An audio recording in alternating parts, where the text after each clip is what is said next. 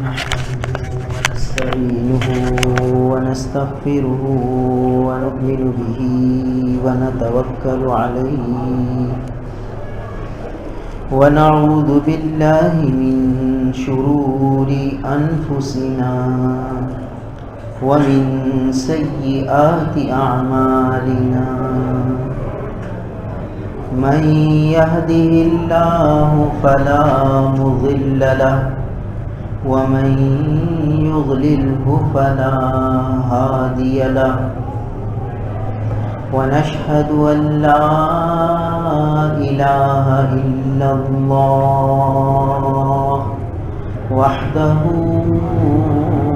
لا شريك له ونشهد أن سيدنا وسندنا ونبينا وحبيبنا وحبيب ربنا وطبيبنا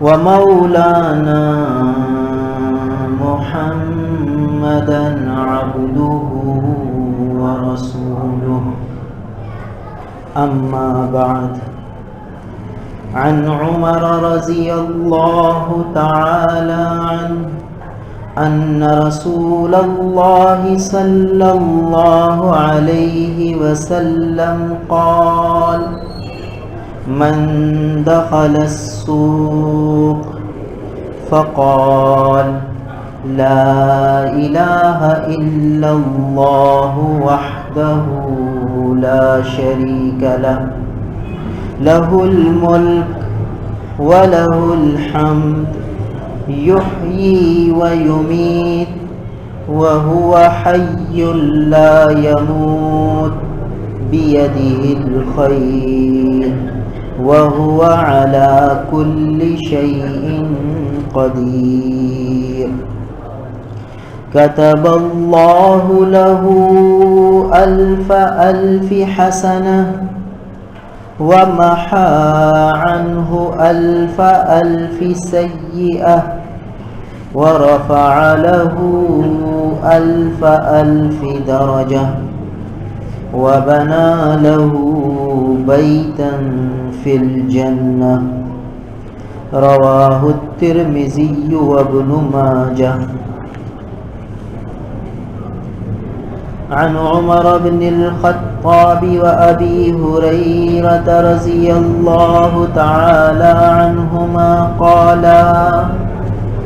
قال رسول الله صلى الله عليه وسلم ما من رجل رأى مبتلى فقال الحمد لله الذي عافاني مما ابتلاك به وفضلني على كثير ممن خلق تفضيلا إلا لم يصبه ذلك البلاء كائنا ما كان رواه الترمذي ورواه ابن ماجه أو كما قال عليه الصلاة والسلام.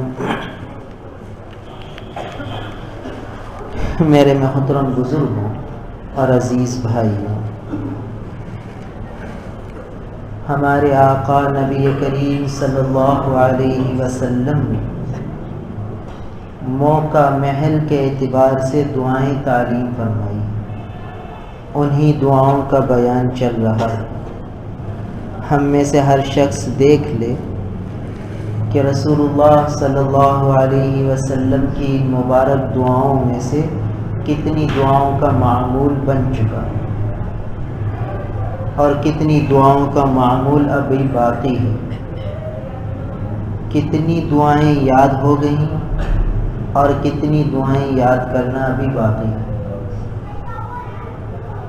کیونکہ یہ وہ دعائیں ہیں جو اللہ تعالیٰ کا قرب دلانے والی ہیں، اللہ تعالیٰ کی رحمتوں کو کھینچنے والی ہیں.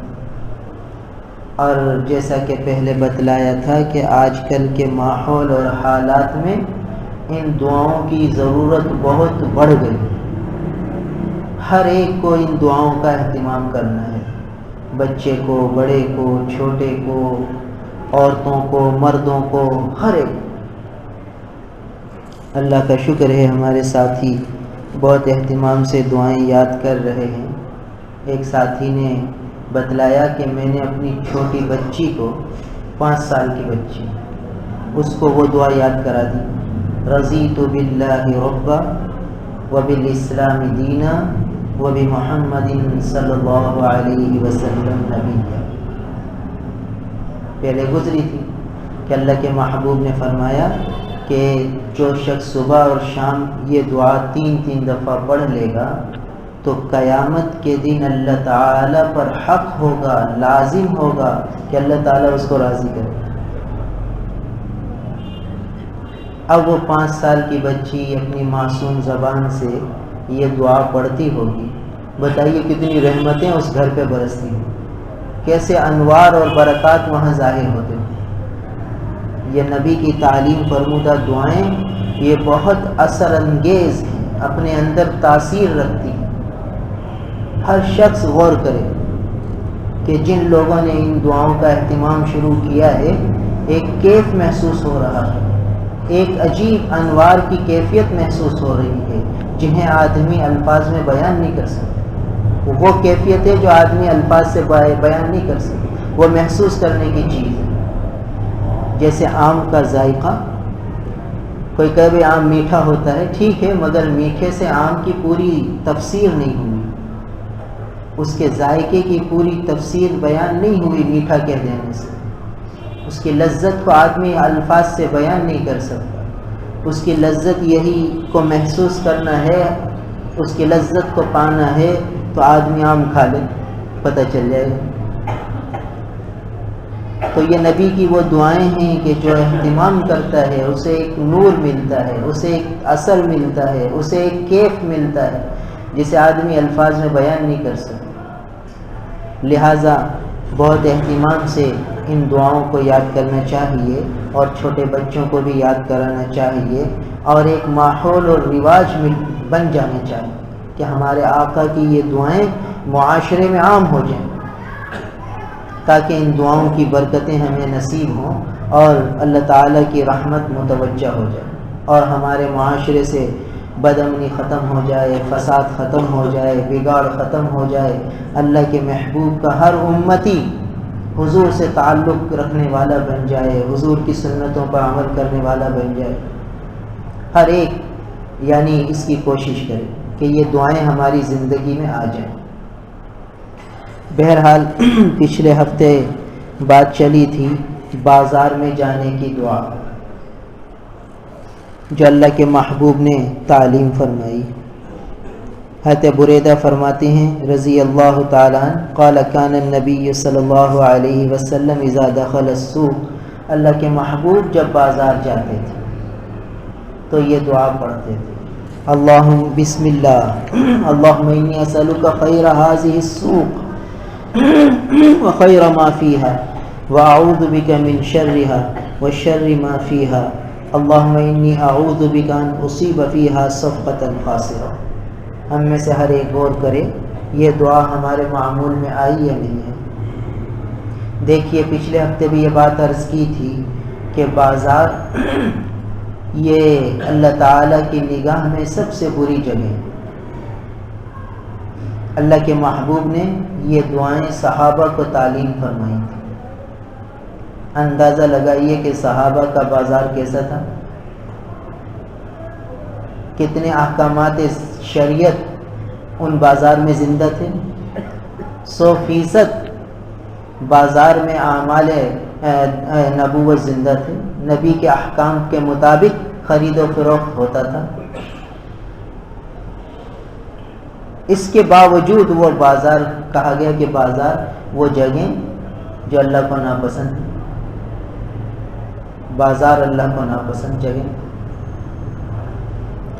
جب وہ بازار جس میں شریعت زندہ تھی، جس میں شریعت کے احکام پر عمل ہوتا تھا، اس بازار کے متعلق یہ احکام تو آج کے بازار کے متعلق سوچ لیا جائے بھائی، یہ کتنا اللہ سے دور کرنے کی جگہ ہے، کتنا زیادہ اللہ کو ناپسندیدہ جگہ ہوگی۔ پھر آدمی غور کرے کہ ہم بازار میں روزانہ کتنے گھنٹے رہتے ہیں، 8 گھنٹے 10 گھنٹے، صبح 11 بجے آتے ہیں بازار میں ملازمت کی جگہ میں، اور رات 8-10 بجے 10-11 بجے واپسی ہوتی ہے، تو 8 گھنٹے 10 گھنٹے 12 گھنٹے ہمارے بازار میں گزرتے ہیں۔ اور اگر ایک آدمی نمازی بھی ہے تو 5 نمازوں میں ہر نماز کے اگر 20 منٹ بھی لگا لو تو 1.5 گھنٹہ مسجد میں گزرتا ہے، 10 گھنٹے بازار میں اور 1.5 گھنٹہ مسجد میں۔ بتائیے کہاں کے اثرات غالب ہوں گے؟ ہر آدمی غور کرے کہ کون سے اثرات غالب ہوں گے۔ جو جگہیں اللہ کو پسندیدہ ہیں وہاں 1.5 گھنٹہ گزر رہا ہے، اور جو جگہیں اللہ کو ناپسندیدہ ہیں وہاں 10 گھنٹے گزر رہے ہیں۔ اور یہ بات بتلائی تھی کہ وہ ناپسندیدہ کیوں ہیں، اس لیے کہ وہاں ہر چیز اللہ سے غفلت میں ڈالنے والی ہوتی ہے، اللہ سے غافل کرنے والی ہوتی ہے، ہر چیز اپنی طرف کھینچتی ہے آدمی۔ بعض چیزوں میں حسن و جمال ہوتا ہے، وہ اپنی طرف کھینچتا ہے، بعض میں نفع کی لالچ ہوتی ہے، وہ چیز اپنی طرف کھینچتی ہے، بعض چیزوں میں آدمی کو راحت اور سکون محسوس ہوتا ہے، وہ اپنی طرف کھینچتی ہے۔ اب یہ ساری چیزیں جب انسان کو اپنی طرف کھینچتی ہیں تو اس کا دل اللہ سے غافل ہو جاتا ہے اور اللہ سے نگاہ ہٹ جاتی ہے، غفلت آ جاتی ہے۔ پھر آدمی کہتا ہے یہ چیز میں حاصل کروں، اس کی تگ و دو میں لگتا ہے، اور اس کی تگ و دو میں ایسا لگتا ہے کہ نہ حلال کی تمیز رہتی ہے، نہ حرام کی، نہ جائز کی، نہ ناجائز کی، پوری توجہ کا محور وہی چیز بن جاتی ہے، اس کے حصول کی کوشش میں لگ جاتی ہے۔ اب ایسی غفلت میں ڈالنے والی جگہیں جب اللہ کو ناپسندیدہ ہیں، اب ان کے اثرات سے کیسے بچا جائے؟ کون سا ویکسین استعمال کیا جائے کہ ان جراثیم سے حفاظت ہو جائے؟ تو اللہ کے محبوب نے یہ دعائیں جو تعلیم فرمائی ہیں، یہ وہ ویکسین ہے جو ان جراثیم سے کے مقابلے میں قوت مدافعت پیدا کرتا ہے۔ جب آدمی ان دعاؤں کا اہتمام کر لے گا تو پھر کیا ہوگا کہ یہ جو اثرات ہیں اللہ سے غافل کرنے والے، وہ اثر انداز نہیں ہیں، وہ آدمی کو غفلت میں نہیں ڈالیں گے، بلکہ پھر اللہ تعالیٰ ایسے آدمی سے اتنے خوش ہوتے ہیں کہ اسے وہ کچھ دیتے ہیں جو آج کے حدیث میں بیان ہو رہا ہے۔ حیات الصحابہ میں ایک قصہ لکھا ہے، 2 آدمی بازار میں گئے اور چلتے رہے، پھر ایک دوسرے سے کہنے لگا یار ہر آدمی غفلت میں پڑا ہوا ہے، چلو ہم دونوں اللہ سے استغفار کر لیتے ہیں۔ اب دونوں استغفار میں لگ گئے، بازار کی مسموم فضا میں، اللہ سے غفلت میں ڈالنے والی فضا میں یہ دونوں استغفار میں لگ گئے۔ کچھ عرصے بعد ایک دوست کا انتقال ہو گیا، جو زندہ تھا اس نے خواب میں دیکھا تو پوچھا بھائی کیا ہوا تیرے ساتھ، کیا معاملہ ہوا؟ فرمایا بھائی وہ جو اس دن اپن بازار میں گزر رہے تھے اور ہم نے استغفار کیا تھا نا، وہ کام آ گیا، اسی کی برکت سے نجات ہوئی، اسی کی برکت سے اللہ نے بخش دی، مغفرت کا فیصلہ ہو گیا کہ غفلت کی جگہ میں یہ اللہ کی طرف متوجہ تھا اور اللہ سے اپنے گناہوں کی معافی میں لگا ہوا تھا، تو اللہ کو ایسا بھایا، ایسا پسند آیا کہ بس اس کی بخشش کا فیصلہ ہو گیا، ساری زندگی کی خطائیں لغزشیں سب معاف ہو گئی۔ بتائیے یہ وہ ویکسین ہے، یہ وہ دعائیں ہیں جو اللہ کو محبوب ہیں اور اللہ کے محبوب نے تعلیم فرمائی۔ اب کتنا خسارہ، کتنا نقصان ہوگا ہمارا کہ ہم ان کا اہتمام نہ کر پائیں۔ روز بازار جائیں اور اللہ کے رسول کی اس تعلیم سے روگردانی کر دیں، اللہ کے محبوب کی اس تعلیم کو پس پش ڈال دیں، اللہ کے محبوب کی اس تعلیم سے بالکل اعراض کر جائیں۔ کتنا خسارہ، کتنا نقصان ہے، اور کس کا ہے؟ ہمارا ہی ہے۔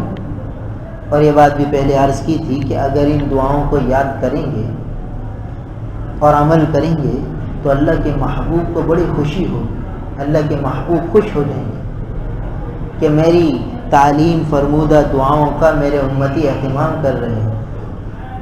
نبی خوش ہوں گے تو حضور کو خوش کرنے کے لیے، حضور کو راحت پہنچانے کے لیے ہر امتی کے ذمہ لازم ہے کہ ان دعاؤں کا اہتمام کریں،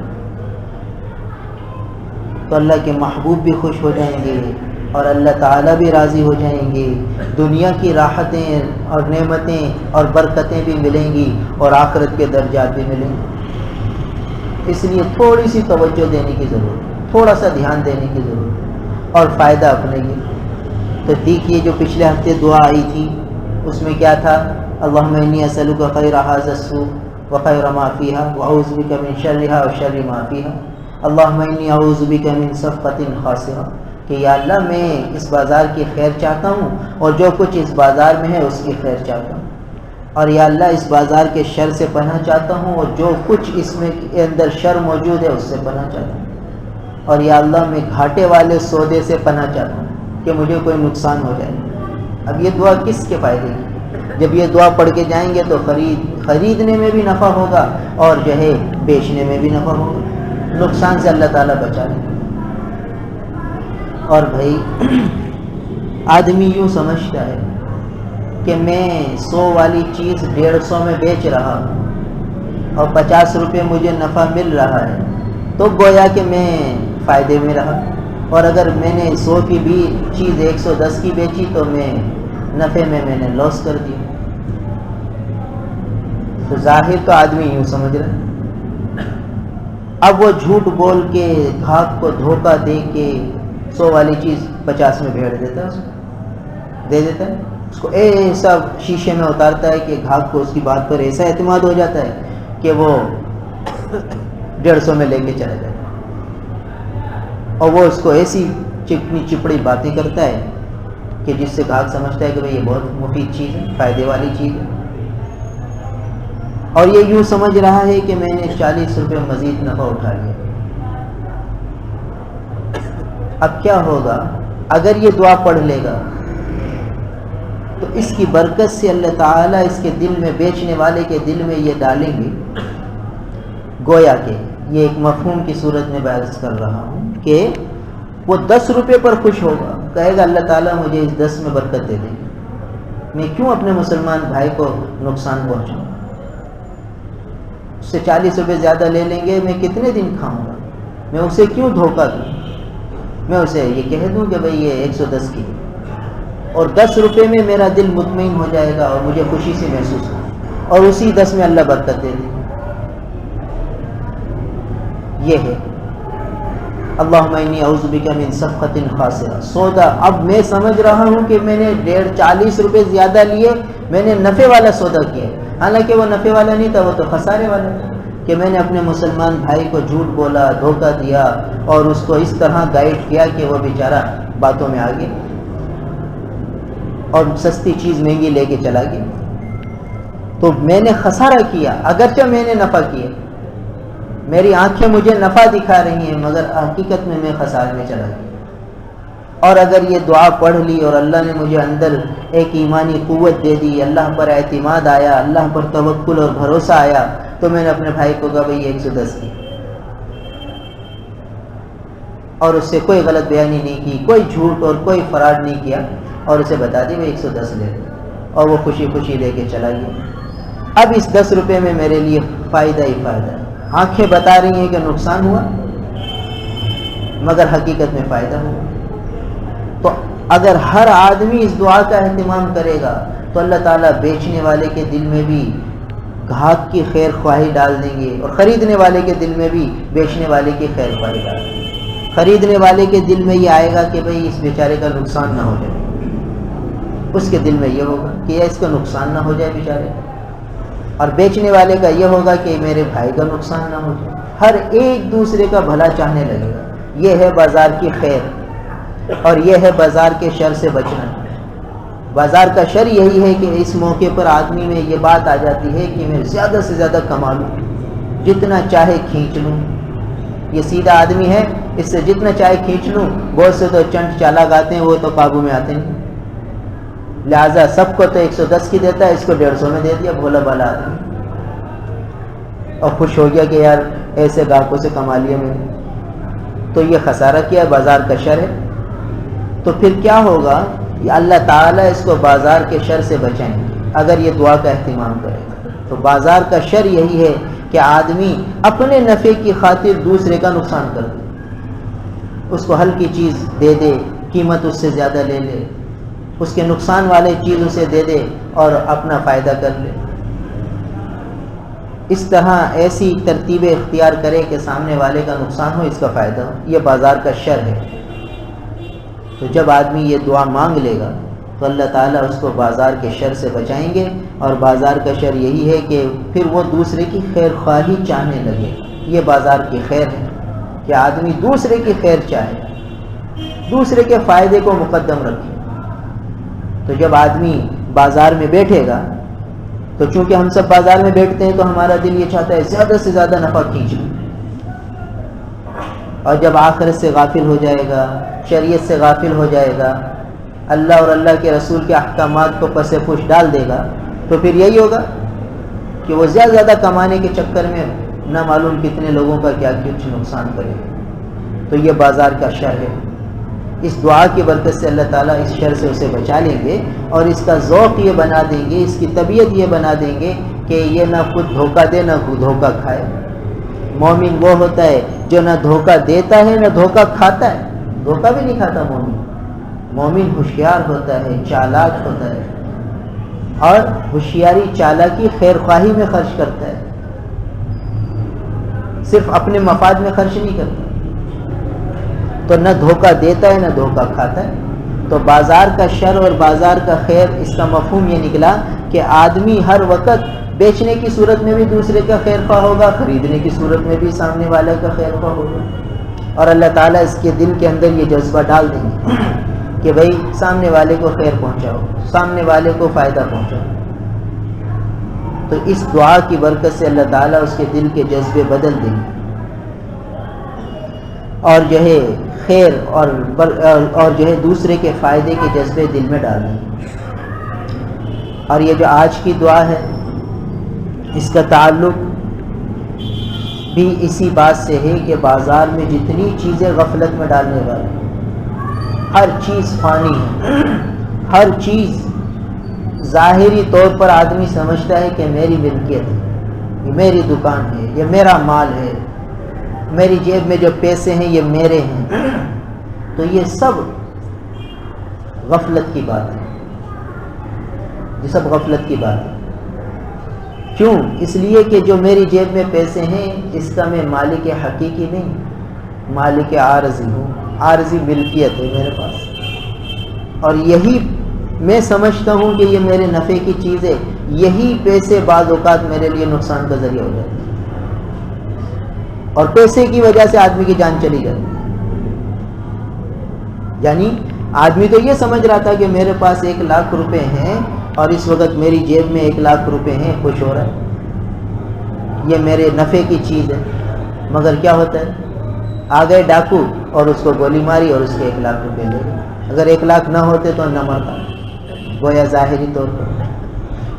تو یہی رقم، یہی پیسہ جس کو یہ نفع کی چیز سمجھ رہا ہے، اس کے نقصان کا ذریعہ بنے۔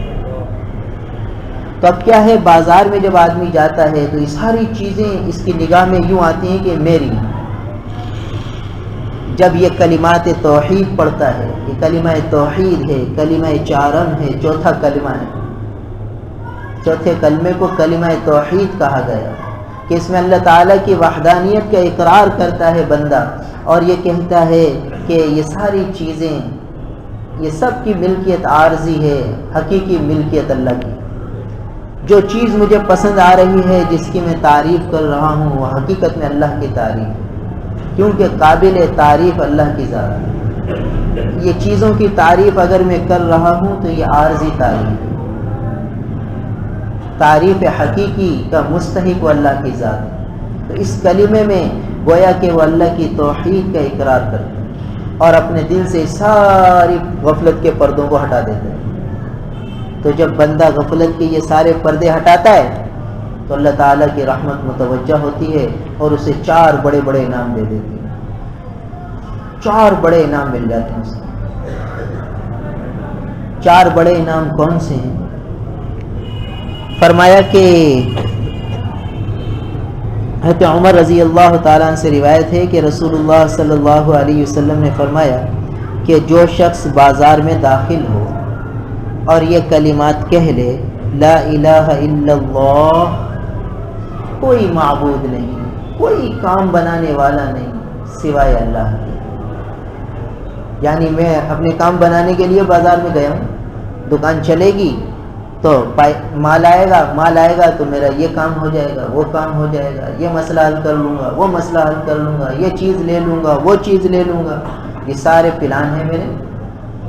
جب میں بازار میں گیا تو میں نے ان تمام پلانوں پر ایک ضرب لگا دی کہ لا الہ الا اللہ، کہ نہیں بھائی یہ میرے پلان، یہ تو سارے عارضی چیزیں ہیں، دھوکے کی باتیں ہیں، سب اللہ کے کنٹرول میں، اللہ کے قبضے میں، اللہ چاہیں گے تو ہوگا ورنہ نہیں ہوگا۔ لا الہ الا اللہ، نہیں ہے کوئی معبود سوائے اللہ کے۔ کون اللہ؟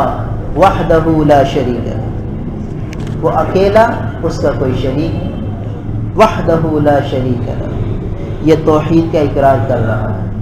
اس کے بعد کہتا ہے لہ الملک، ساری بادشاہت، ساری ملکیت اسی کی ہے، جتنی بازار میں چیزیں نظر آ رہی ہیں یہ ملکیت حقیقی اسی کی، ہماری کوئی چیز نہیں، نہ سامنے والے کی ہے نہ میری ہے۔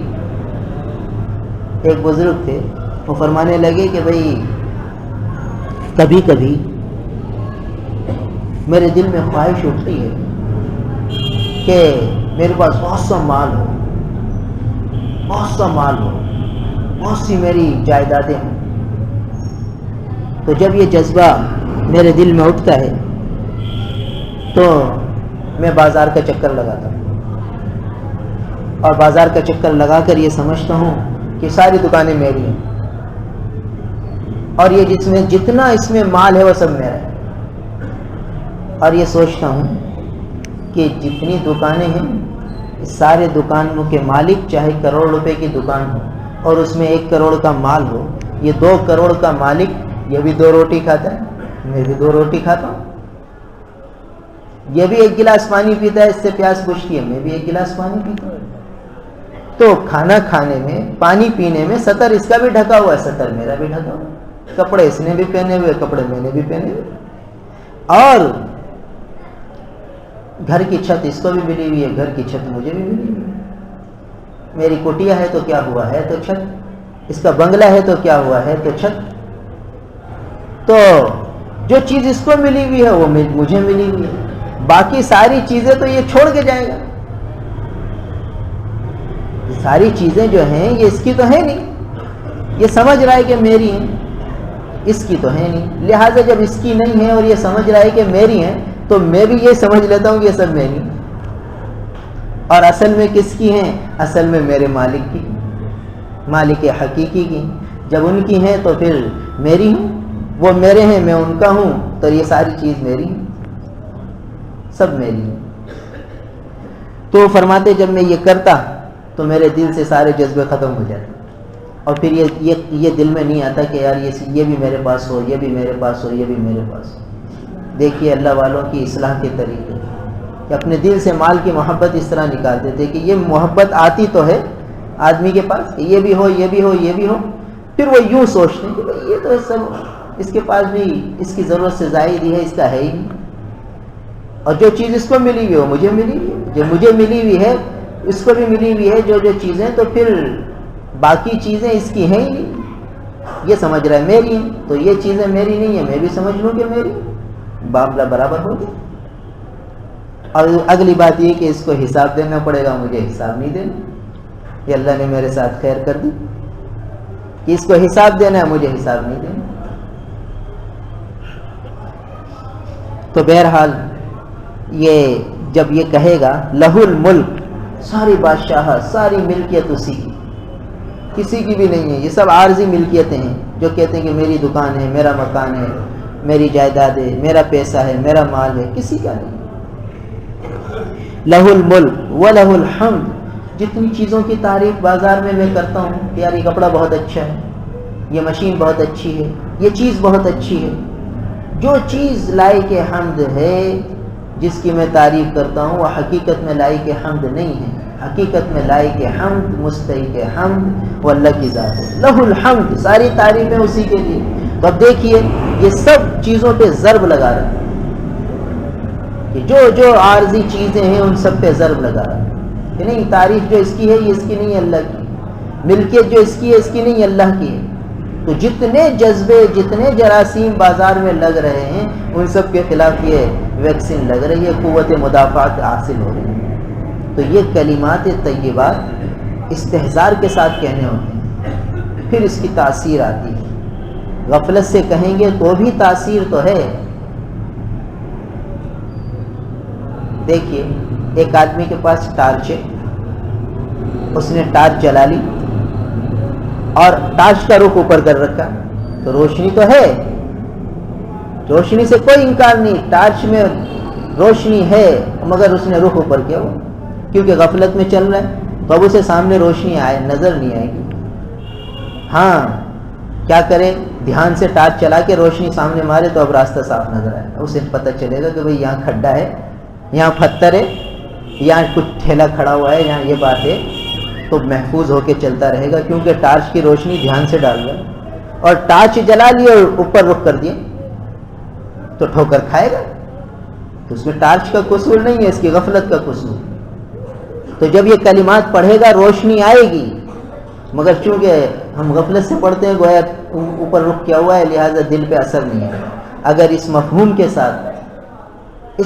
کے ساتھ ہم یہ کلمات کہیں تو پھر دیکھیے ٹارچ کی روشنی صحیح جگہ پڑے گی، پھر دیکھیے راستے چلتے، پھر ہر چیز فانی لگے گی، ہر چیز آتی ہے، ہر چیز سے بوئے فنا، جا رہا ہے ہر کوئی سوئے فنا، یعنی ہر چیز سے مجھے فنا کی بو آتی ہے، اور جس کو دیکھتا ہوں یوں لگ رہا ہے کہ فنا کی طرف جا رہا ہے، ختم ہونے والا ہے، فانی ہے، یعنی ہر چیز سے فنا کی بو آتی ہے۔ تو جب بازار جائے گا یہ کہے گا لہ الملک ولہ الحمد، تمام تعریفیں اسی کے لیے، ہر چیز ختم ہونے والی ہے، قابل حمد لائق حمد، جس کی تعریف باقی رہنے والی ہے وہ حی قیوم ذات ہے۔ پھر فرمایا کہ لہ الحمد یحیی و یمیت، زندہ کرتا ہے، مارتا ہے، یعنی لا فانی ہے، سب چیزیں کو موت آئے گی، اللہ کو موت نہیں، سب کی زندگی عارضی، اللہ ہمیشہ سے حی۔ تو یہ اقرار کر رہا ہے، یعنی ساری چیزوں کی نفی کر رہا ہے، سب کو مردہ سمجھ رہا ہے۔ تو جب یہ ٹارچ کا رخ صحیح ہے تو پھر نظر آئے گا کہ ہاں یہ مردہ ہے، یہ فانی ہے، یہ ختم ہونے والی چیزیں، یہ دل میں بسانے والی چیزیں نہیں، یہ چھوڑ کر جانے والی ہیں، یہ وہ سامان ہے جو یہیں رہ جائے گا۔ تو یہاں اس بازار سے وہ سامان لینا ہے جو ساتھ جائے گا، یہ ساتھ جانے والے کلمات ہیں جو ساتھ جائیں گے۔ تو فرمایا کہ وَلَهُ الْحَمْدُ يُحْيِي وَيُمِيتُ، زندہ کرتا ہے اور موت دیتا ہے۔ استحضار کر لیا کہ یہ ساری چیزیں موت ختم ہونے والی ہیں، اللہ کی ذات باقی رہنے والی ہے۔ وَهُوَ حَيٌّ لَا يَمُوتُ، وہ زندہ ہے، اسے موت نہیں آتی۔ ہاں یہ چیزوں کو ختم کرے گا اللہ نے ان میں زندگی دی ہے، تو یہ جو زندہ نظر آ رہی ہیں، ان میں فائدے نظر آ رہے ہیں، وہ اسی ذات کی طرف سے، اور اس میں فنا ہے وہ بھی اسی کی طرف سے۔ اور وہ خود ذات کون سی ہے؟ حی لا یموت، زندہ جسے موت نہیں آتی۔ یہ ساری چیزوں کا اقرار کر رہا ہے اور ساری بازار کی چیزوں کی نفی ہو رہی ہے۔ پھر فرمایا بیدہ الخیر، ساری خیریں اسی کے قبضے میں ہیں۔ جب ساری چیزیں اسی کے، ساری خیر اسی کے قبضے میں ہے تو اس کے حکم کے مطابق تجارت کروں گا، اس کے حکم کے مطابق ملازمت کروں گا تو پھر مجھے بھی خیر ملے گی، اور اگر اس کے حکم کو پامال کر کے تجارت کروں گا تو بیدہ الخیر، خیر اس کے ہاتھ میں، پھر وہ نہیں ملے گی۔ جب اسے ناراض کر کے تجارت کروں گا تو خیر تو بیدہ الخیر، خیر تو اس کے قبضے میں، پھر خیر تھوڑی ملے گی۔ پھر بھلے کروڑوں کا مالک ہو، وہ خیر نہیں ہے، وہ سوجا ہوا جسم ہے۔ جیسے ایک آدمی پر ورم آ جائے اور وہ پھول کر کپا ہو جائے تو سب آدمی کہیں گے بڑا پہلوان ہے، بڑا طاقتور ہے، حقیقت میں تو مریض ہے، تو وہ تو اس کا تو جسم ورم والا ہے۔ تو جو اللہ کے حکم کو توڑ کر آدمی مال کماتا ہے وہ ورم ہے، وہ اسے پتہ تو چل رہا ہے کہ میری یہ دکان بھی ہو گئی، میں نے وہ والی دکان بھی خرید لی، اور میں نے فلاں پلاٹ بھی خرید لیا، اور فلاں جو ہے پلازا میں نے جو ہے فلیٹ بک کرا دیا، اور احکامات شریعت پامال ہو رہے، تو یہ ورم ہے جو بڑھ رہا ہے، اور یہ اس ورم کو دیکھ کے خوش ہو رہا ہے کہ میں بڑا طاقتور ہوتا جا رہا ہوں۔ بھائی یہ تو ورم ہے، یہ تو قابل علاج مرض ہے۔ تو بیدہ الخیر، خیر اس کے قبضے میں۔ جب اس استہزاء سے کہے گا کہ خیر اس کے قبضے میں ہے تو پھر اس کی مان کے خرید و فروخت کروں، اس کی مان کے ملازمت کروں، جو شریعت کے احکام ہوں گے اس کے مطابق اس بازار میں چلوں۔ تو بیدہ الخیر وَهُوَ عَلَى كُلِّ شَيْءٍ قَدِيرٌ، اور ہر چیز پر اس کو قدرت ہے، ہر چیز پر قدرت ہے۔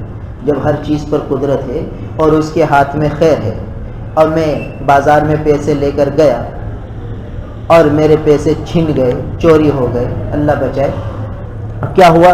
میں نے یہ کہا تھا بیدہ الخیر وَهُوَ عَلَى كُلِّ شَيْءٍ قَدِيرٌ، تو اس پیسے کے جانے میں ہی خیر ہے، کیونکہ اگر یہ ہوتے نہ معلوم اس میں کیا کیا مفاسد چھپے ہوئے تھے۔ بس اللہ نے میرے لیے خیر کی کہ چلے گا، اس کے پیچھے جو نقصان تھے، جو پریشانیاں تھیں، اللہ نے اس سے بچا لیا۔ بیدہ الخیر، اس لیے کہ میں نے اقرار کیا تھا کہ اس کے ہاتھ میں خیر ہے، تو یہ اس پیسوں کا چلے جانا ہی میرے لیے خیر ہے، کہ میں نے اقرار کیا تھا کہ اس کے ہاتھ میں خیر ہے۔ بیدہ الخیر وَهُوَ عَلَى كُلِّ شَيْءٍ قَدِيرٌ، وہ ہر چیز پر قادر ہے۔ یہ پیسے میرے پاس رہتے اس پر وہ قادر تھا مگر چلے گئے، یہ موبائل میرے پاس رہتا وہ قادر تھا مگر چلا گیا، اور میں نے یہ اقرار کر رکھا تھا، معلوم ہوا اس کے جانے میں خیر ہے، اس کے چلے جانے میں خیر ہے، اس کے رہنے میں یہ خطرناک تھا، میرے لیے نقصان دہ تھا۔ جیسے ڈاکٹر کہتے ہیں بھائی تمہیں شوگر کا مرض ہے اور تمہارے پاؤں میں زخم ہو گیا ہے، یہ انگوٹھا کٹوا دو، انگوٹھا کٹواؤ گے تو پاؤں اور پنجہ محفوظ ہو جائے گا، ورنہ خطرہ ہے کہ سارا ہی چلا جائے۔ تو آدمی کیا کہتے ہیں؟ چلو بھائی انگوٹھا کٹواؤ، خوشی خوشی کٹواتا ہے۔ کیوں؟ اسے پتہ ہے کہ اس انگوٹھا کٹوانے میں آگے پورا پاؤں کی حفاظت ہے، چونکہ یہ مشاہدہ ہے اور یہ غیب ہے کہ جو چلا گیا اقرار کے باوجود، بیدہ الخیر وَهُوَ عَلَى كُلِّ شَيْءٍ قَدِيرٌ، اس کا اقرار کیا تھا پھر بھی چلا گیا، سمجھو یہ وہ زخم خوردہ انگوٹھا تھا جو نکل گیا، اب خیر ہو گئی، کیونکہ وَهُوَ عَلَى كُلِّ شَيْءٍ قَدِيرٌ، وہ ہر چیز پر قادر ہے۔ تو یہ وہ کلمات ہیں، یہ کلمہ توحید ہے، جب یہ بازار میں کہہ لے گا اس کے مفہوم کے ساتھ تو پھر اللہ ایسے خوش ہوں گے، ایسے خوش ہوں گے کہ یہ بندہ اس غفلت بھرے بازار میں میری توحید کو اور میری کبریائی کو اور میرے مالک حقیقی ہونے کو بول رہا ہے۔ تو کیا ہوگا؟ اللہ کے محبوب فرماتے ہیں کتب اللہ لہ الف الف حسن، اللہ تعالیٰ اس کے لیے 10 لاکھ نیکیاں لکھ دیں گے، کتب اللہ لہ، لکھ دیں گے اس کے لیے الف الف حسنہ، کتنی؟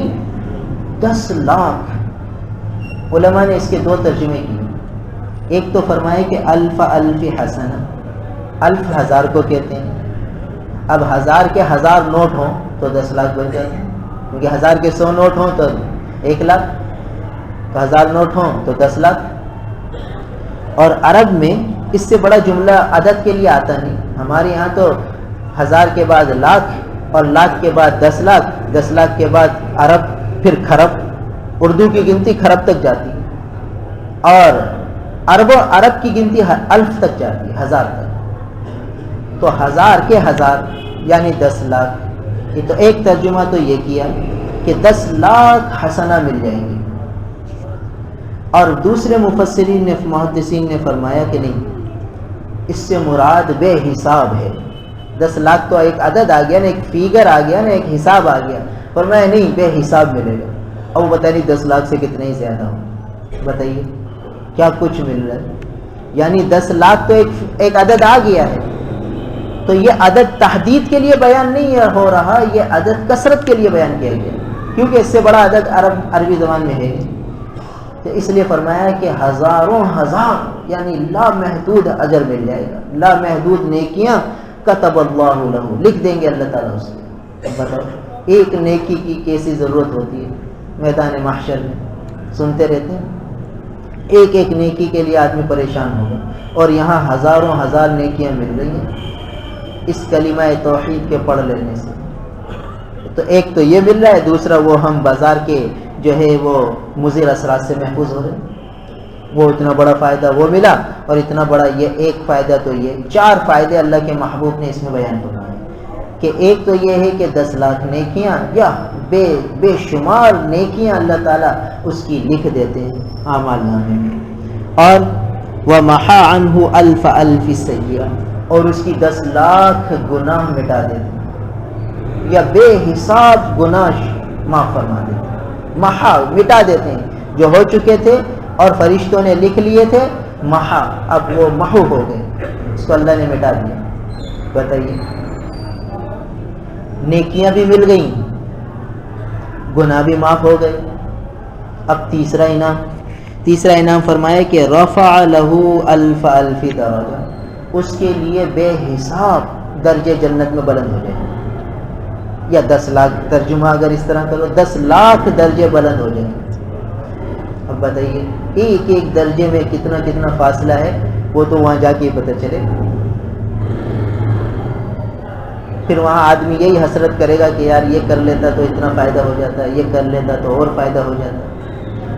آج غفلت ایسی ہے کہ یہ یاد ہی نہیں رہتا، بازاروں میں ہم جاتے ہیں ذہن سے نکل جاتا۔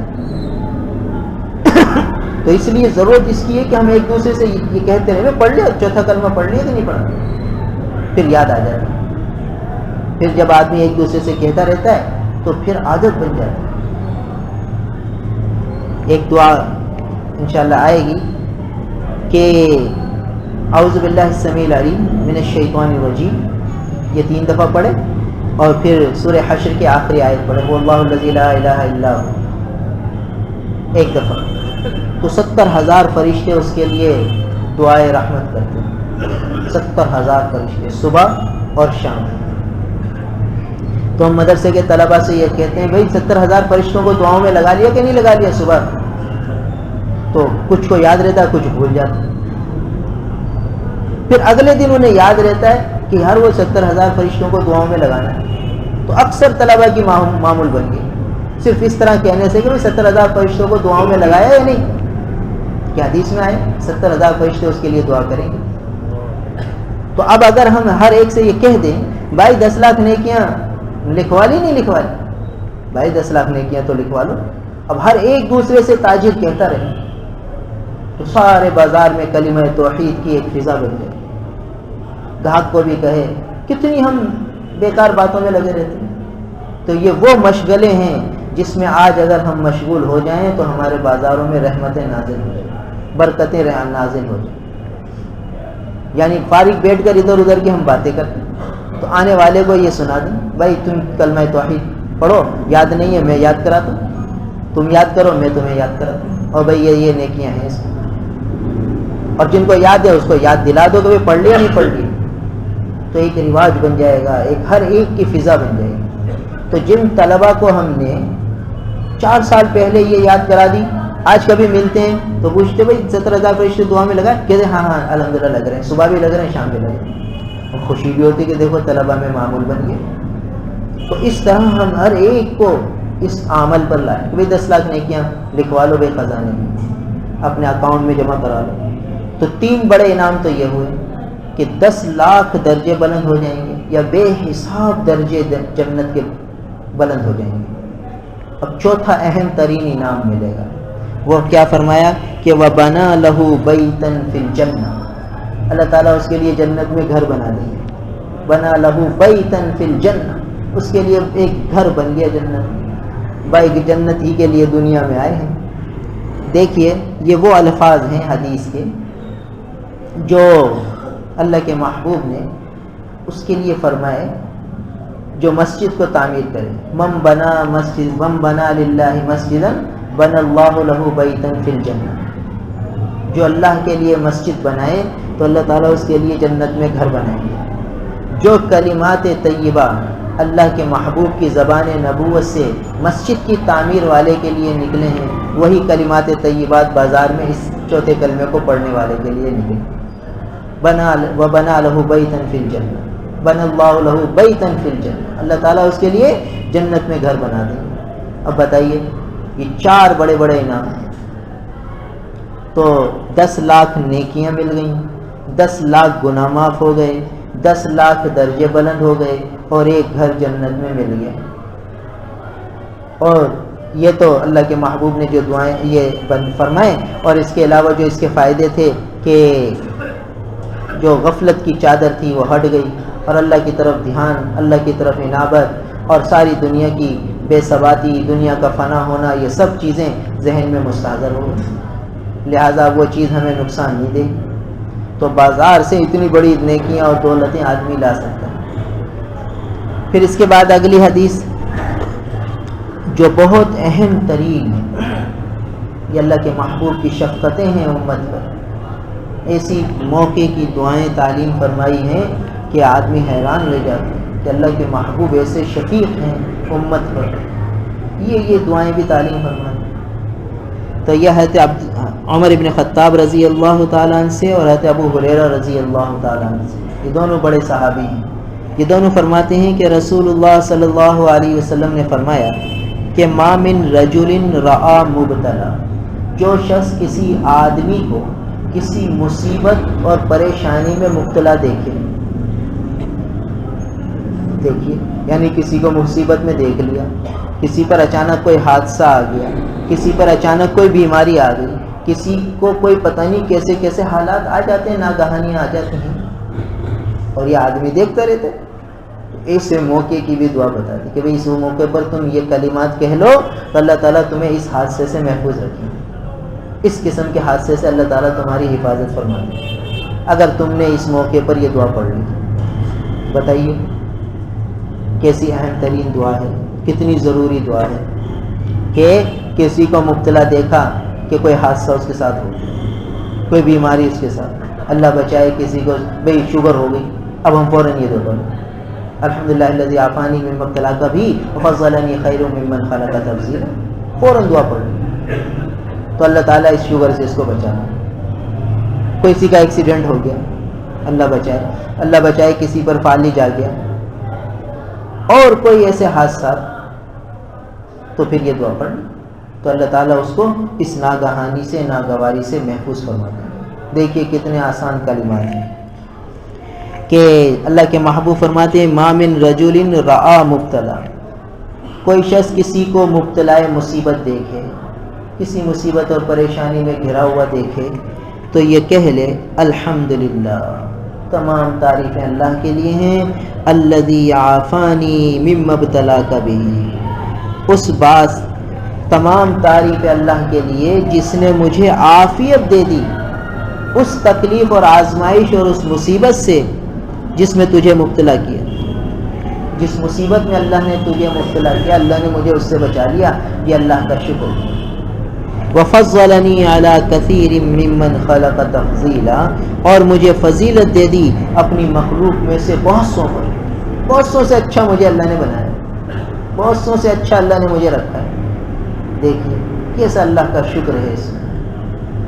اور ہم تو ہر وقت ناشکری کرتے ہیں نا کہ اس کو اتنا دے دیا، اس کو اتنا دے دیا، اس کو اتنا دے دیا، اس کو یہ مل گیا، اس کو یہ مل گیا۔ اللہ کے محبوب کی تعلیم ہے کہ یوں کہو کہ وفضلنی خیر علی کثیر ممن خلق تفضیلا، کہ اللہ نے جو مخلوقات پیدا کی ہیں اس میں سے بہت سو پر اللہ نے مجھے فضیلت دی ہے، یعنی بہت سو سے اچھا مجھے بنایا، یعنی اپنے سے نیچے والوں کو دیکھتے رہو تاکہ ناشکری نہ ہو۔ آج ہم سب کیسی ناشکریوں میں مبتلا ہیں۔ وجہ اس کی ایک اہم وجہ یہ ہے کہ ہم اوپر والوں کو دیکھتے ہیں، نیچے والوں کو نہیں دیکھتے۔ ورنہ نیچے والوں کو دیکھیں تو بہت سو سے اللہ نے اچھا بنایا، تو اس کا اقرار کرے اللہ کے سامنے۔ تو اللہ کے محبوب فرماتے ہیں کہ جو یہ دعا پڑھ لے، الحمدللہ الذی عافانی مما ابتلاک بہ وفضلنی علی کثیر ممن خلق تفضیلا، تو الا لم یصبہ ذلک البلاء، اسے کبھی یہ تکلیف نہیں پہنچے گی، ما کائنا ما کانا، جو سی بھی تکلیف، جو بھی مصیبت ہو، جو بھی پریشانی ہو، جو بھی آزمائش میں وہ مبتلا ہو، اللہ تعالیٰ اس کو اس سے بچا لیں جو یہ دعا پڑھ لے۔ اب بتائیے یہ کتنی پڑھنے والی دعا ہے۔ ایک بزرگ تھے، وہ کسی کو اللہ کی نافرمانی میں مبتلا دیکھتے تو فوراً یہ دعا پڑھ لیتے، الحمدللہ الذی عافانی مما ابتلاک بہ وفضلنی خیر ممن خلق تفضیلا۔ کسی کو یعنی اللہ کی نافرمانی سے بڑی مصیبت کیا ہو؟ ہم تو یہ سمجھتے ہیں اللہ بچائے، کسی کو فالج ہو گیا یا کوئی پریشانی آ گئی تو ہم سمجھتے ہیں یہ بڑی مصیبت ہے، یہ تو دنیا کی مصیبت ہے، موت پر اس کا خاتمہ ہو جائے گا، اور اس کے بدلے، اس تکلیف کے بدلے اس کے گناہ بھی معاف ہوں گے، اس کو آخرت میں درجے بھی مل جائیں گے۔ اور جو اللہ کی نافرمانی میں مبتلا ہے، اللہ بچائے، احکامات شریعت کو پامال کر رہا ہے، تو وہ تو ایسی مصیبت میں ہے کہ وہ تو اس کا اثر آخرت تک جا رہا ہے۔ تو اسے دیکھ کر کتنی اہتمام سے اس دعا کو پڑھنا ہے۔ تو لہٰذا یہ تو آدمی بار بار پڑھتا ہی رہے کہ ہر وقت اللہ کی نافرمانی میں مبتلا لوگ نظر آتے ہیں، کہ اللہ کا شکر ہے، اس میں اقرار ہے کہ یہ جو میں عمل کر رہا ہوں نیکی کا، یہ من جانب اللہ کی توفیق ہے، میرا کوئی کمال نہیں، یہ اقرار ہے اس میں، کہ تاکہ عجب، تکبر اور بڑائی کی جڑ کٹ جائے۔ اس لیے کہ جب آدمی کسی کو حقیر سمجھے گا تو پھر خود بھی اس عیب میں مبتلا ہو جائے گا۔ ایک دوسری روایت میں آتا ہے جس کا مفہوم ہے کہ اگر کوئی آدمی کسی کی خامی کو حقارت سے دیکھے گا، اس کے عیب کو حقارت سے دیکھے گا، تو اللہ تعالیٰ اس کو بھی اسی عیب میں مبتلا کرے گا، اللہ بچائے۔ بہت سے ساتھی یہ کہتے ہیں کہ بھئی فجر کی نماز قضا ہو گئی۔ ہم نے پوچھا کہ بھئی یہ بتاؤ کہ فجر کی نماز تو قضا ہوئی تمہاری، تم نے کبھی کسی کے متعلق سوچا کہ فلاں نہیں آیا مسجد میں، فلاں نہیں آیا مسجد میں، اس کو حقیر تو نہیں سوچا؟ تو بعض ساتھی کہتے ہیں ہاں بھائی، بعض ساتھیوں کے متعلق ذہن میں یہ بات آ گئی کہ جب ہم نے صف میں پیچھے مڑ کے دیکھا وہ نظر نہیں آ رہے کئی دن سے، تو ہمارے دل میں یہ برائی آئی کہ اتنے دیندار لوگ ہو کر فجر میں نہیں آتے۔ بس ان کا یہ وہ خامی ہے، یہ وہ زہر ہے جس کی وجہ سے تم محروم ہو، کیونکہ تمہاری نگاہ یہاں پڑ گئی کہ یہ جو میں مسجد میں آیا ہوں وہ میں اپنے ارادے سے آیا ہوں، اپنی طاقت کے بل بوتے پر آیا ہوں۔ نہیں بھائی، یہ من جانب اللہ، اللہ نے بلایا ہے، تو تمہیں تو اللہ کا شکر ادا کرنا تھا، تمہیں الحمدللہ الذی عافانی مما ابتلاک پڑھنا چاہیے تھا، چہ جائے کہ تم نے اس کو حقیر سمجھ لیا، بس تم نے حقیر سمجھا تو محروم ہو گئے۔ اگلے دن آ کے دکھاؤ، کیوں نہیں آ سکے؟ اسی لیے نہیں آ سکے کہ وہ جو توفیق تھی من جانب اللہ، اب تم خود مبتلا ہو گئے۔ تو بعض روایت میں آتا ہے کہ جو آدمی کسی کے عیب کو پر اس کا مذاق اڑائے یا اس کو حقارت کی نگاہ سے دیکھے تو اللہ تعالیٰ اس کو اس عیب میں مبتلا کرے گی۔ تو دیکھیے بہت سے لوگوں کی نمازیں نمازی ہوتی ہیں مگر بعض اوقات ان کی نماز چھوٹ جاتی ہے، اگر وہ غور کریں گے تو ان کو محسوس ہو جائے گا کہ ہاں ہم کسی کی حقارت میں مبتلا ہو گئے، کسی کی خامی کو دل میں رکھا، تو بس اسی عیب میں خود مبتلا ہو گئے۔ تو یہ تو فوراً یہ دعا پڑھنے کی کہ یہ ہم یہاں آئے ہیں، یہ من جانب اللہ ہے، سب اللہ کی عطا ہے، جو اگر نیکی کی توفیق ملی ہے وہ سب ان کا عطیہ ہے، ہمارا کوئی کمال نہیں۔ جب آدمی یہ احساس رکھتا ہے پھر اسے توفیق عمل ملتی ہے، اور جو یوں سمجھ لیتا ہے کہ نہیں یہ تو میں تو بس بہت ہوں اور میں سارا کام میں خود کر رہا ہوں، یہ ساری نیکی میں خود اختیار کر رہا ہوں، پھر اس کو محروم کر دیا جاتا ہے کہ تم ساری نسبت اپنی طرف لگا رہے، تو ہماری توفیق تھی جو تمہیں عمل کی توفیق ملی تھی۔ تو اس دعا میں بتلا دیا کہ جو شخص یہ دعا پڑھ لے کہ الحمدللہ، کسی کو مبتلا مصیبت دیکھے اور یہ دعا پڑھے الحمدللہ الذی عافانی مما ابتلاک بہ وفضلنی علی کثیر ممن خلق تفضیلا، تو الا لم یصبہ ذلک البلاء، اسے یہ بلا، یہ آزمائش نہیں پہنچے گی، کائنا ما کانا، جو ان سی بھی تکلیف ہو، جو سی بھی مصیبت اس کو ہوگی، وہ اللہ تعالیٰ اس کو بچا لیں گے، اس دعا کے پڑھنے والے کو۔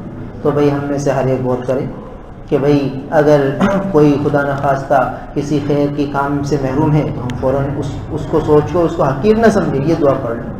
کوئی کسی مرض میں، کوئی تکلیف میں، کوئی پریشانی میں مبتلا ہے تو یہ پڑھ لیں۔ اور کوئی اسی طرح بے دینی میں، اللہ کے احکامات کے پامال کرنے میں لگا ہوا ہے تو ہم فوراً یہ دعا پڑھ لیں کہ اللہ تعالیٰ نے ہمیں بچایا، اور ہم جو بچے ہوئے ہیں وہ اللہ کی توفیق سے بچے ہوئے ہیں، اس میں ہمارا کوئی کمال نہیں۔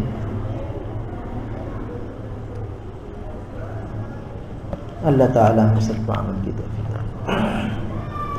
الحمدللہ رب العالمین والعاقبۃ للمتقین والصلاة والسلام علی رسولہ محمد وآلہ واصحابہ اجمعین۔ اللہم انت السلام ومنک السلام تبارکت یا ذا الجلال والاکرام۔ نستغفر اللہ ونتوب الیک، نستغفر اللہ ونتوب الیک، نستغفر اللہ ونتوب الیک۔ یا اللہ ہمارے تمام گناہوں کو معاف فرما دیجیے، ہماری تمام کوتاہیوں کو معاف فرما دیجیے۔ یا اللہ ہمیں ہمارے آقا نبی کریم صلی اللہ علیہ وسلم کی تعلیم فرمودہ دعاؤں کا اہتمام کرنے والا بنا دیجیے۔ حضور کی ہر تعلیم کی ہوئی دعا ہماری زندگی میں زندہ فرما دیجیے۔ یا اللہ جب کل آقا کا سامنا ہو تو ہمارے آقا ہم سے خوش ہوں۔ یا اللہ آپ ہی ہمیں توفیق عمل دے دیجیے، ہمیں محروم نہ فرمائیے، ہمیں شوق دیجیے، ذوق دیجیے، ہمارے لیے ان دعاؤں کا یاد کرنا سہل فرما دیجیے، آسان فرما دیجیے۔ موقع موقع یہ دعائیں ہمیں یاد کروا دیجیے، ہر موقع کی دعا ہمیں یاد آ جائے۔ یا اللہ اس کی بھی ہمیں توفیق دے دیجیے، محروم نہ فرمائیے۔ یا اللہ محروم نہ فرمائیے، ان دعاؤں کی برکات، انوار سب ہمیں نصیب فرما دیجیے، کسی سے بھی ہمیں محروم نہ فرمائیے۔ ہماری نالائکیوں کی وجہ سے، ہماری کوتاہیوں کی وجہ سے، ہماری غفلتوں کی وجہ سے ہمیں ان دعاؤں کی برکتوں سے محروم نہ فرمائیے۔ نبی کی ہر دعا ہمیں یاد کروا دیجیے، اس پر عمل کی توفیق دے دیجیے۔ ہمیں اپنے آقا سے قلبی لگاؤ نصیب فرمائیے، حضور کی سچی محبت دے دیجیے، حضور صلی اللہ علیہ وسلم کا کامل اتباع نصیب فرما دیجیے، حضور کی ہر سنت کو زندہ کرنے والا بنا دیجیے، حضور کا کامل اتباع نصیب فرما دیجیے۔ ہمارے آقا پر کروڑوں رحمتیں نازل فرمائیں۔ یا اللہ ہماری طرف سے ہمارے آقا کو کروڑوں درود و سلام پہنچا دیجیے، ہر آن، ہر گھڑی، ہر لمحے ہماری طرف سے کروڑوں درود و سلام ہمارے آقا کو پہنچاتے رہیے۔ یا اللہ کروڑوں رحمتیں ان پر نازل فرما دیجیے۔ حضور نے جو ہم پر احسان فرمائے ہیں، حضور کے ہر احسان کے بدلے کروڑ رحمتیں انہیں عطا فرما دیجیے۔ جزا اللہ عنا سیدنا محمد صلی اللہ علیہ وسلم ما هو اہلہ، جزا اللہ عنا سیدنا محمد صلی اللہ علیہ وسلم ما هو اہلہ۔ یا اللہ ہماری کوتاہیوں کو معاف فرما دیجیے، جتنے آپ کے حقوق ہیں وہ بھی سارے ادا کرنے کی توفیق دیجیے، جو آج تک کوتاہیاں حقوق اللہ میں ہوئی وہ سب معاف فرما دیجیے۔ ہماری کسی بھی حق تلفی جو ہم نے کی ہیں اس کا مواخذہ نہ فرمائیے، سب پر معافی کا قلم پھیر دیجیے۔ آپ کے بندوں کے جو حقوق ہم نے ضائع کیے یا اللہ وہ بھی ہمیں معاف کرا دیجیے۔ آپ اپنے خزانہ غیب سے ان بندوں کو اتنا نوازیے کہ کل و آخرت میں ہم سے کسی حق کا مطالبہ نہ کرے۔ یا اللہ پاک صاف کر کے ہمیں اپنے پاس بلائیے، جب ہم آپ کے پاس آئیں تو ہمارے ذمے نہ حقوق اللہ میں سے کوئی حق ہو، نہ حقوق العباد میں سے کوئی حق ہو، آپ بھی ہم سے راضی ہوں، آپ کے حبیب بھی ہم سے راضی ہوں، اس حال میں ہماری موت آئے۔ یا اللہ شہادت کی موت ہمارا مقدر فرما دیجیے، اپنے دین کی بلندی میں ہماری موت آئے، شہادت کا درجہ نصیب ہو۔ یا اللہ یہ دولت ہماری تقدیر میں لکھ دیجیے۔ یا اللہ اپنے محبوب کے گلشن کی آبیاری کے لیے ہمارا لہو بھی قبول فرما لیجیے، ہماری اولادوں کا لہو بھی قبول فرما لیجیے، محروم نہ فرمائیے۔ یا اللہ ہمارے ملک میں امن قائم فرما دیجیے، بدامنی کو ختم فرما دیجیے، فساد اور بگاڑ کی شکلوں کو اپنی رحمت کاملہ کے صدقے ختم فرما دیجیے، اپنے پیاروں کے صدقے ختم فرما دیجیے، امن اور چین کا ماحول اور معاشرہ قائم فرما دیجیے۔ یا اللہ ہمیں نیک صالح حکمراں عطا فرما دیجیے، اللهم إنا نسألك الخير كله ونعوذ بك من الشر كله. اللهم إنا نسألك الخير كله ونعوذ بك من الشر كله. نسألك الهدى والتقى والعفاف والغنى. اللهم إنا نسألك الهدى والتقى والعفاف والغنى. اللهم إنا نسألك العافية ونسألك دوام العافية ونسألك تمام العافية ونسألك الشكر على العافية. یا اللہ موسم کی خیر اور بھلائی ہم سب کو نصیب فرما دیجیے. موسم کی بیماریوں سے پریشانیوں سے سب کی حفاظت فرمائیے. سب کو اپنی مضبوط حفظ و پناہ میں لے لیجیے. ہر قسم کی پریشانیوں سے بچا لیجیے. ہر قسم کی خیر بھلائیاں آسانیاں ہمیں عطا فرما دیجیے. اللهم إنا نسألك من خير ما سألك منه نبيك محمد صلى الله عليه وسلم ونعوذ بك من شر ما استعاذك منه نبيك محمد صلى الله عليه وسلم. أنت المستعان وعليك البلاغ ولا حول ولا قوة إلا بالله. ربنا تقبل منا إنك أنت السميع العليم وتب علينا إنك أنت التواب الرحيم.